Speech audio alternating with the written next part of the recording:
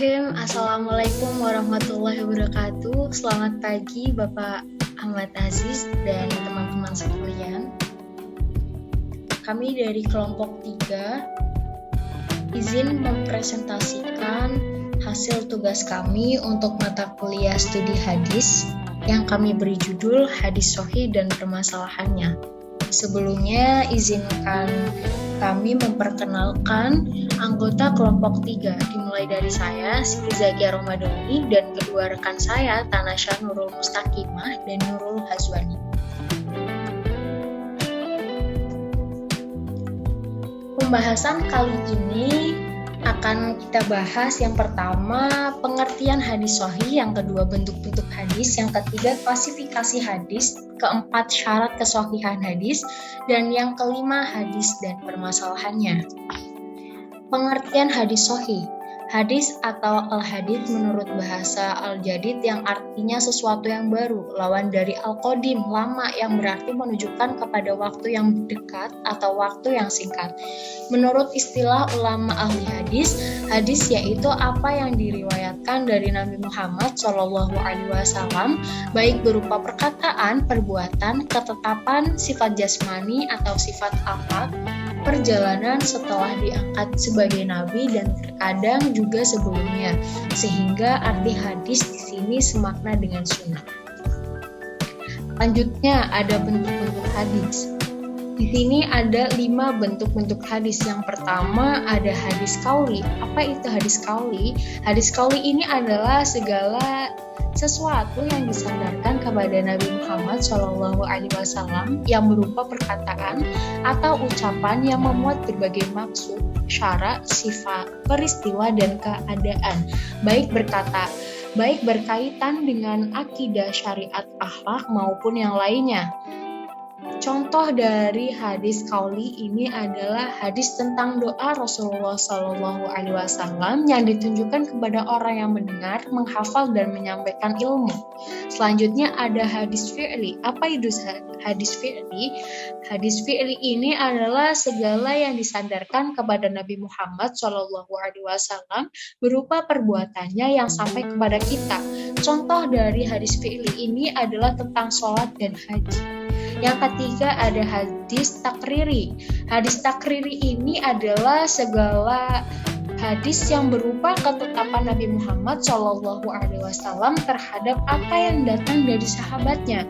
Jadi Nabi Muhammad SAW ini membiarkan suatu perbuatan yang dilakukan oleh para sahabatnya setelah memenuhi beberapa syarat, baik mengenai perlakuannya maupun perbuatannya.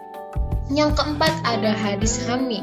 Hadis hami ini adalah hadis yang berupa syarat Nabi Muhammad SAW, hasrat yang belum terrealisasikan, seperti halnya hasrat berpuasa tanggal 9 Asyura. Menurut Imam Syafi'i dan para pengikutnya, bahwa menjalankan hadis hami ini disunahkan sebagaimana menjalankan sunnah-sunnah yang lainnya. Yang terakhir ada hadis ahwali. Apa itu hadis ahwali? Jadi hadis ahwali ini hadis yang berupa hal ihwal Nabi Muhammad SAW yang menyangkut keadaan fisik, sifat-sifat, dan kepribadiannya. Tentang keadaan fisik Nabi Muhammad SAW. Dalam beberapa hadis disebutkan bahwa sifatnya Rasulullah ini tidak terlalu tinggi dan tidak terlalu pendek. Sedangkan hadis shahih yakni tingkatan tertinggi penerima pada suatu hadis. Selanjutnya ada klasifikasi hadis shahih, dibagi menjadi 2. Ada hadis shahih li zati dan hadis shahih li ghairihi. Hadis shahih li zati ini merupakan hadis yang memenuhi syarat-syarat atau sifat-sifat hadis makbul secara sempurna. Jadi hadis shahih li zatihi adalah hadis yang dirinya sendiri telah memenuhi kriteria kesohihan sebagaimana yang disebutkan dan tidak memerlukan penguat dari yang lainnya. Ini berarti bahwa hadis shahih li zatihi adalah hadis shahih sebagaimana yang dimaksudkan dalam pengertian shahih yang tersebut. Selanjutnya ada hadis sahih li ghairihi, merupakan hadis yang tidak memenuhi syarat-syarat secara maksimal. Di sini hadis hasan li zatihi apabila diriwayatkan melalui jalan yang lain oleh perawi yang sama kualitasnya atau lebih kuat daripadanya. Saya akan mencontohkan hadis sahih li ghairihi, yaitu hadis riwayat Imam Turmuzi melalui jalur Muhammad bin Amr dari Abu Salamah dari Abu Hurairah bahwa Rasulullah Shallallahu Alaihi Wasallam pernah bersabda, Haddatsana Abu Quraib, Haddatsana Abdatu bin Sulaiman, an Muhammad bin Amr, an Abi Salam, an Abi Hurairah. Qala sallallahu alaihi wasallam laula an asyqa ala ummati la amartuhum bisiwaqi inda kulli shalah, yang artinya andaikan tidak memberatkan pada umatku niscaya akan kuperintahkan bersiwak pada setiap kali hendak melaksanakan sholat. Nah, di sini menurut Ibn As-Solah bahwa Muhammad bin Amr ini terkenal sebagai orang yang jujur, akan tetapi kedabitannya kurang sempurna sehingga hadis riwayatnya hanya sampai ke tingkat hasan. Selanjutnya akan membahas tentang syarat kesahihan hadis. Di sini ada dua menurut Imam Bukhari dan Imam Muslim. Yang pertama menurut Imam Bukhari, yaitu yang pertama ada sanadnya bersambung dari Mukharij Nabi Muhammad Shallallahu Alaihi Wasallam.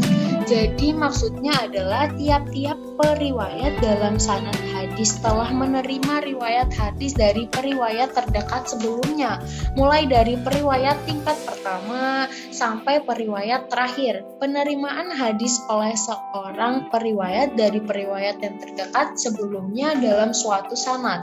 Al-Bukhari mengharuskan terjadinya pertemuan antara para periwayat terdekat itu, walaupun pertemuan itu hanya satu kali saja, sehingga hadis mursal, mu'allaq, muqati, dan modal tidak dikategorikan sebagai hadis sahih. Yang kedua ada kejujuran perawi. Para perawi hadisnya adalah seorang yang muslim, berakhlak, jujur, tidak modalis, dan tidak muqallid, memiliki sifat adil dan tidak berat sebelah. Yang ketiga adalah kedabitan para perawi. Para perawinya memiliki kekuatan memori dan selalu memelihara apa yang diriwayatkannya, serta sehat pikiran dan panca inderanya untuk mendengar dan menghafal. Yang keempat, tidak mengandung keganjalan. Yang kelima, tidak mengandung ilah tersembunyi. Di sini syarat kesahihan hadis menurut Imam Muslim. Syarat kesahihan hadis menurut Imam Muslim yang berbeda dengan Imam Bukhari terletak pada kemutasilan sanad atau ketersambungan sanad. Di Imam Bukhari sebelumnya menilai suatu hadis sebagai hadis sahih jika periwayatan tidak pernah bertemu dengan periwayat terdekat sebelumnya. Pertemuan antara periwayat merupakan syarat mutlak yang bisa dipercaya dalam kemutasilan sanad. Hidup semasa saja tidak cukup untuk membuktikan kebenaran bahwa periwayat yang semasa dengan periwayat sebelumnya benar-benar telah menerima riwayat dari periwayat yang di atasnya. Sedangkan Imam Muslim ini mencangkupan semasa saja, tidak perlu pertemuan. Semasa telah dapat memberi keyakinan bahwa seorang periwayat dapat dipercaya telah menerima suatu hadis dari periwayat sebelumnya. Dan dalam hal ini sanadnya telah dianggap dikatakan bersambung. Di sini saya akan menjelaskan lebih detail bahwa sanad bersambung. Itisal al-sanad. Sanad bersambung adalah tiap-tiap periwayat dalam sanad hadis menerima periwayat hadis dari periwayat terdekat sebelumnya. Keadaan itu berlangsung demikian sampai akhir sanad hadis tersebut. Syad. Apa itu syad? Ulama berpendapat Tentang pengertian hadis syad, Imam Syafi'i dalam merumuskan definisi hadis syad mengatakan hadis syad adalah hadis yang diriwayatkan oleh orang siqah, berbeda berlawan dengan hadis yang diriwayatkan oleh banyak orang yang sebelumnya. As-siqah adalah sebutan bagi perawi hadis yang memiliki dua kriteria, yakni adil dan dhabit. Selanjutnya ada adalah adalah secara etimologi berarti pertengahan, lurus, condong kepada kebenaran. Selanjutnya ada ilah, secara bahasa berarti cacat, aib, kekurangan, hujjah, alasan, sebab. Sedangkan menurut istilah, ilah adalah sifat yang tersembunyi yang merusak dalam penerimaan hadis, padahal tampak di luar ia selamat dari ilah tersebut. Nah, di sini ada permasalahan hadis sahih. Untuk mengetahui suatu hadis tersebut sahih atau tidak, kita bisa lihat dari beberapa syarat yang menerangkan hadis sahih. Apabila syarat-syarat yang ada pada hadis sahih tidak terpenuhi, maka secara otomatis tingkatan hadis tersebut turun dengan sendirinya. Sebagai contoh, kita sedang meneliti suatu hadis, kemudian kita menemukan salah satu dari perwira hadis tersebut dalam kualitas intelektualnya tidak sempurna. Bisa dikatakan tingkat dhabitnya berada pada tingkatan kedua, maka hadis ini bisa dikatakan masuk dalam kategori hadis sahih li ghairihi.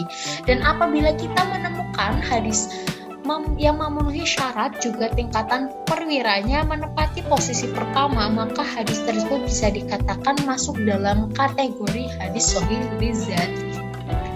Sekian dan terima kasih penjelasan dari kelompok 3, kurang lebihnya mohon maaf. Wassalamualaikum warahmatullahi wabarakatuh.